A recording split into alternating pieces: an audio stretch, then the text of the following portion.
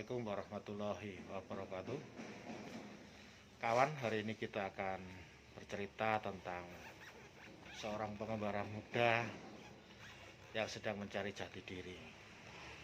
Pada suatu hari, setelah berpamitan kepada kedua orang tuanya, pemuda itu pun memulai perjalanannya. Dalam awal-awal perjalanannya, dia merasa sukaria, sukacita, melewati tempat-tempat yang belum pernah dia datangi. Pada suatu siang yang panas, pemuda itu tiba di sebuah perempatan jalan. Ketika tiba di perempatan jalan, pemuda itu mulai bimbang karena harus memilih apakah harus belok ke arah kanan, belok ke arah kiri, ataukah harus lurus ke barat. Awalnya pemuda itu memilih jalan ke kiri, tapi tak lama melangkah dia kembali lagi ke perempatan itu karena hatinya bimbang. Berikutnya dia milih ke arah kanan tadi. Hampir sama dengan kejadian semula, dia pun merasa bimbang dan memutuskan kembali. Dia termenung di perempatan jalan itu. Kemana aku harus pergi sekarang ini? Akhirnya dia putuskan, aku akan berjalan ke arah barat atau lurus. Karena dilihatnya tak jauh dari perempatan itu ada Pak Tua yang sedang duduk di bawah pohon yang rindang. Untuk mengatasi kebimbangannya, pemuda itu pun mendekat kepada Pak Tua dan mau bertanya. Assalamualaikum Pak Tua, saya pengembara yang sedang bimbang. Kemanakah saya akan berjalan Pak Tua? Ke barat atau ke arah kanan tadi atau ke kiri? Pak Tua pun menjawab, Waalaikumsalam anak muda. Kau ingin mengembara. Alhamdulillah anak muda, jalan yang kau pilih sudah benar. Luruslah terus ke arah barat, karena jalanmu memang ke sana. Dan kamu nanti akan tiba di sebuah tempat yang sangat menyenangkan.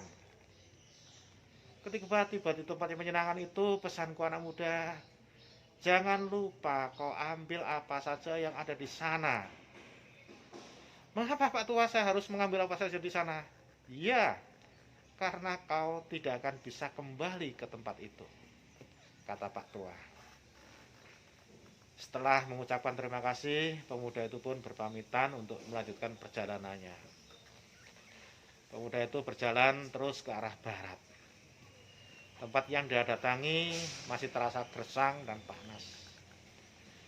Namun setelah beberapa lama berjalan, pemuda itu menjumpai sebuah tempat yang berbeda dari sebelumnya. Tempat itu terasa begitu memesona, begitu indah, begitu sejuk, dan pemuda itu merasa sangat senang sekali. Apakah tempat ini yang menyenangkan yang dikatakan oleh Pak Tua tadi? Pemuda itu pun memutuskan, ya ini tempatnya. Aku akan mandi di sini, aku akan bersenang-senang di sini, dan aku akan mengambil apa saja yang ada di sini, pikirnya. Akhirnya pemuda itu memutuskan untuk mandi, bersenang-senang di tempat itu. Dia pun menyempatkan mengambil buah-buah dan memakannya di sana. Dia minum sepuasnya sampai perutnya kenyang. Ketika pemuda itu sudah puas di tempat itu, dia teringat apa yang dikatakan Pak Tua. Oh iya, aku harus mengambil apa saja di sini. Aku sudah bawa buah, aku sudah bawa makanan dari tempat ini. Apalagi yang bisa aku ambil di tempat ini? Pikir pemuda itu. Apakah aku harus mengambil kerikil-kerikil atau batu-batu kecil itu saja? Baiklah Pak Tua, aku turutilah. Aku akan ambil beberapa kerikil itu dan kumasukkan dalam ranselku. Maka pemuda itu pun mengambil beberapa kerikil, dimasukkan ke ranselnya.